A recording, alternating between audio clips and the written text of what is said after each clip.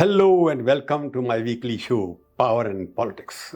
Today I am going to discuss the massive victory scored by Zohran Mamdani in New York mayoral election. It didn't just create history. It changed the political and cultural contours of global financial capital. In the restless heart of New York City, a place built on ambition, noise and reinvention, a political masterclass has just unfolded.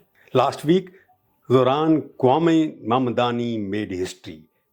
At only 34, he became New York's youngest ever mayor. And in doing so, he dismantled the mythology of Donald Trump in the very city that created him. But this was more than an election. It was a lesson in political strategy, storytelling, and modern persuasion. Mamdani did not simply defeat his opponents. He reframed the entire conversation. He turned every insult, every smear, every echo of Trumpian politics into fuel for his own campaign. This is the anatomy of that victory. A study in how a young multicultural socialist used narrative symbolism and marketing mastery to crush one of the most recognizable political brands in the world, Donald Trump. This is not just politics. It's communication warfare, and Mamdani played it like a maestro. Trump's rise in 2016 was unlike anything modern politics had ever seen. It was a spectacle. It was a theater. It was rage packaged as rebellion. Trump promised the forgotten masses salvation, but what he delivered was division. He built walls, not bridges. He handed tax cuts to billionaires while ordinary Americans watched wages stagnate and prices soar. By the time he returned to the White House in January 2025, amid lingering questions about electoral legitimacy, the cracks were already visible. And now, less than a year later, they have become chisels. Mamdani's victory marks more than a shift in local governance. It is a symbolic rejection of Trumpism itself, of its rhetorics, its economics, and its cult of personality. New Yorkers turned out in record numbers. They did not simply vote for a man. They voted for an idea that diversity is strength and not a threat to anyone. Ironically, they not only forgot 9/11 terror massacre, but chose to forget that and start all over again with unity and inclusivity. Mamdani took 50.4% of the vote, crushing Andrew Cuomo, running as an independent and Republic courtesy sliver. It wasn't so close. It was a political exorcism. Trumpism, the ideology that once captivated millions, met its match in the city that had birthed it. For decades, Trump's brand had loomed over Manhattan, gilded, gaudy, and loud. But on that November night, the people of New York turned off the lights on his legacy. True to his form, Trump did not go quietly. In the days before the election, he unleashed one of his characteristic tirades on Truth Social, his own platform. He accused Mamdani of being a self-professed Jew hater. He said, and I quote him, "Any Jewish person who votes for him is a stupid person," unquote. It was vintage Trump, fear-mongering, divisive, and deeply personal. He weaponized identity, as he had done so many times before during his political career.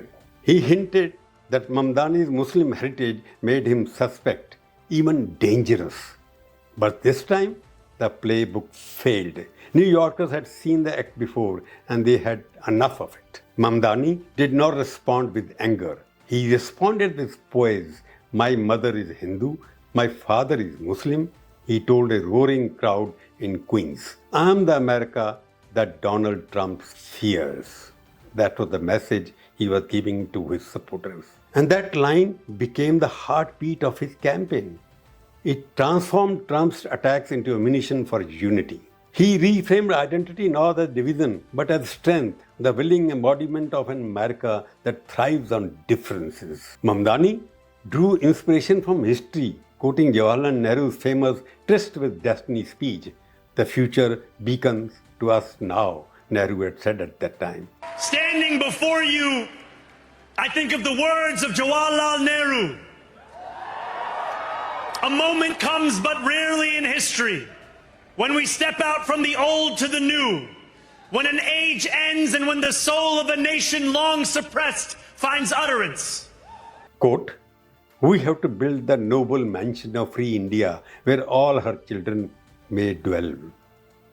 It was a very strong message. Mamdani reimagined those words for his own city. Quote, "We build a noble city where all Hindu, Muslim, Jew, Christian, atheist dwell in unity." Clear message to Trump's divisive agenda. It was very powerful. It was poetic. And it struck directly at the heart of Trump's isolationist creed.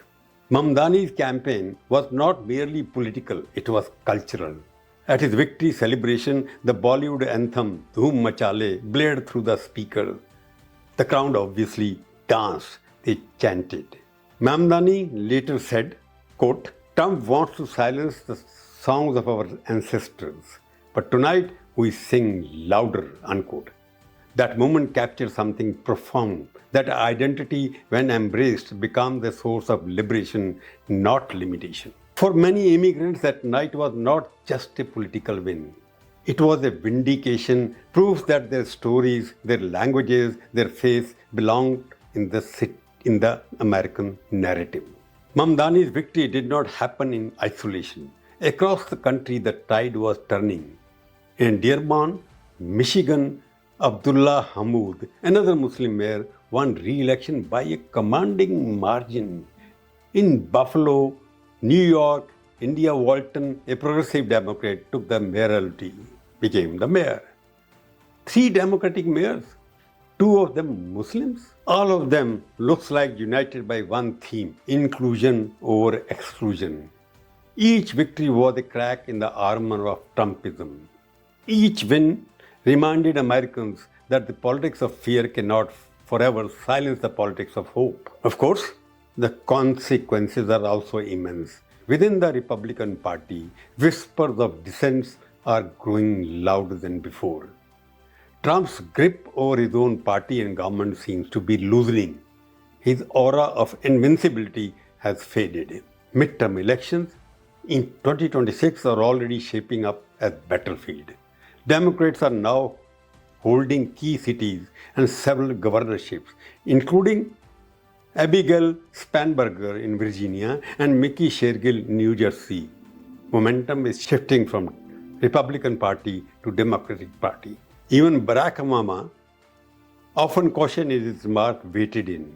He congratulated the victors and urged unity. I quote him, "When we come together around strong, common sense ideas," he said, "we can build a better future for all." It wasn't just a congratulatory note. It was a signal that a democratic resurgence is underway. Inside Washington corridors, the mood is also changing. Trump's influence over policy is waning. Mamdani has already declared New York a sanctuary city against federal overreach. He is vowing to resist mass deportation and corporate tax favors. This defiance could spread. If major cities stand together, Trump's leverage in both domestic and foreign policy collapses. His trade wars, his threats, his bluster all depend on control at home. Without it, he is diminishing on the world stage. European leaders, once cautious, now see his weakness. China too senses opportunity. India and Modi can take on him now. The America First era is faltering because America itself is saying, "Not this time again, Mr. Trump." History has seen this pattern before. The strong man rises defiant, charismatic, dangerous. He rules through spectacle and fear, and then slowly the curtain falls. Trump's story is the same tragic arc. He began as an outsider, the populist hero, the man who promised to drain the swamp, but power exposed him. He revealed the emptiness beneath the gold. The 2025 off-year elections are the inflection point. They show that Americans, weary of chaos, crave stability, not autocracy. They crave decency, not division. And they are willing to fight for it at the ballot box. Mamdani's ascent signals something larger, a rebirth of pluralism. It's a vision of America that rejects fear, embraces identity, and finds unity in difference. He represents a generation no longer content to play by old rules. He speaks to those who have felt invisible yet refuse to be silent. In his victory, they find vindication. The fall of the Golden Tower, then, is not only Trump's fall. It is the collapse of an idea, the myth that one man can define a nation or its identity. America is rediscovering itself in the voices of immigrants, in the resilience of workers, in the faith of community once maligned. This is the dawn of a new American story with Mamdani's victory over Trumpism. Mamdani's rise is more than a political story. It's a strategic template. He understood that Trump once knew that politics today is not fought only in policies or manifestos, but in imagery, story, and identity. The difference is he used those tools to unite rather than divide, which Trump was doing. Mamdani built an inclusive brand that turned vulnerability into strength. He weaponized authenticity. He showed that in a noisy, polarized age, the most powerful message is not fear, it's belonging, the sense of belonging. Trump built an empire on a spectacle. Mamdani answered with sincerity and skill. Once relied on outrage, the other on orchestration. And as the results show, strategy, when fused with purpose, always outlasts noise. So, as the Golden Tower fades from the view, one truth remains clear. The future of politics belongs not to the loudest voice, but to the smartest storyteller.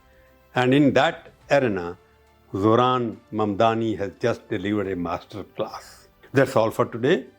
We'll meet again next week and discuss some other issue or a personality. Goodbye till then. But before leaving, I must repeat what I always do. Don't forget to watch my channel, subscribe and share it. Do write some comments, good, bad or ugly. I wouldn't mind. I will respond to them. Thank you very much. Goodbye.